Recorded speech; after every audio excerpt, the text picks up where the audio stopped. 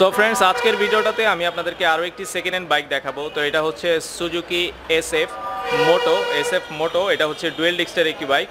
আপনারা যদি দেখেন, আমার সামনে এখন রয়েছে সুজুকি এসএফ মোটো এই বাইকটা।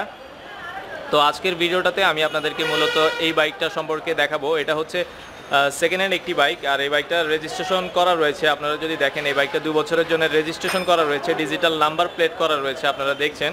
আর এই বাইকটার আস্কিং প্রাইস চাওয়া হচ্ছে 2,15,000 টাকা। তো এই বাইকটা কত কিলো চলেছে সেটাও আমি আপনাদেরকে একটু দেখিয়ে দিচ্ছি। তো আপনারা যদি দেখেন, এই বাইকটা চলেছে 7,005 কিলোমিটারের মতো। 7,005 কিলোমিটারের মতো চলেছে এই বাইকটা। তো বাইকটার কন্ডিশনটা যদি আমি আপনাদেরকে একটু দেখি, তো আপনারা দেখছেন বাইকটার কন্ডিশনটা।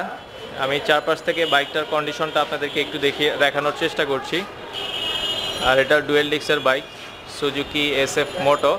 আর এই গাড়িটার আস্কিং প্রাইস চাওয়া হচ্ছে 2,15,000 টাকা। তো গাড়িটার ফ্রন্টের দিকের কন্ডিশনটাও আমি আপনাদেরকে একটু দেখাচ্ছি। আপনারা দেখছেন সুজুকি এসএফ মোটো ডুয়েল ডিস্কের এই বাইকটা। আর এই গাড়িটার আস্কিং প্রাইস চাওয়া হচ্ছে 2,15,000 টাকা। তো গাড়িটার ফ্রন্টের দিকের কন্ডিশনটাও আমি আপনাদেরকে একটু দেখাচ্ছি, তো যাতে করে আপনারা চারপাশ থেকে এই গাড়িটার কন্ডিশনটা বুঝতে পারেন।